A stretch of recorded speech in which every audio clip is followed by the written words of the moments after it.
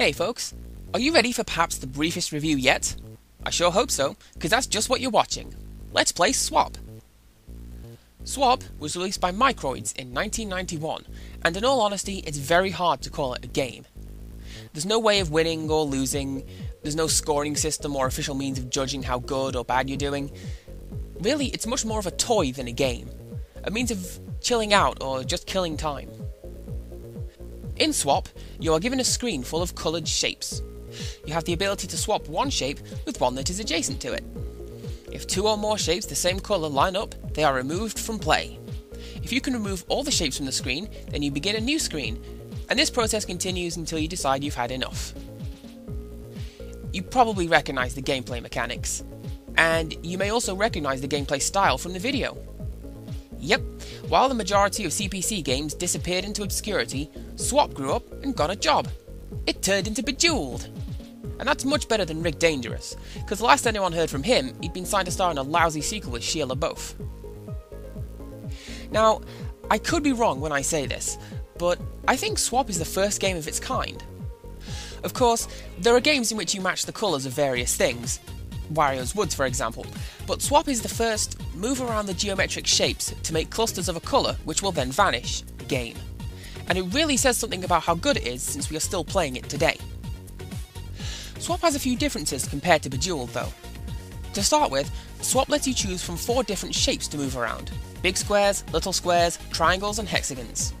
The hexagons are the easiest shapes to work with since each shape has many potential moves, while the triangles are an absolute nightmare. You'll also notice that, in Swap, the shapes don't fall down and get replaced. When they're gone, they're gone.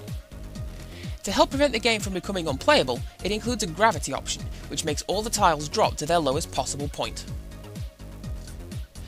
In all honesty, I really like Swap a lot more than what it went on to become.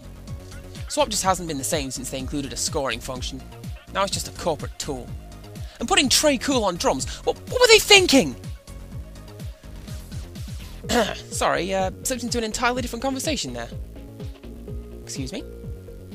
Swap is not an inherently difficult game, but at the same time it's not a particularly easy game. It's only as hard as you want to make it, since it gives you the ability to alter all kinds of in-game parameters to tailor the game to your own liking.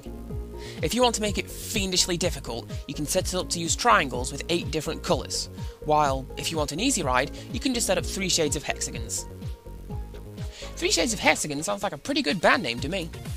So does Drunken Flute Solo, but I'll tell you how that one came about another day. Among the various difficulty settings, you can find a means of putting a timer or requirements on your game, such as clear half the board, etc. But really, using these is kind of like breaking your leg before you run a marathon. Sure, it makes things more challenging, but what's the point when you can take it easy and do without? And, that's it. Save for mentioning the lack of sound, there's absolutely nothing else to say about Swap that wouldn't be patronising. So I'm going to call it a day and keep playing. So until next time, goodbye.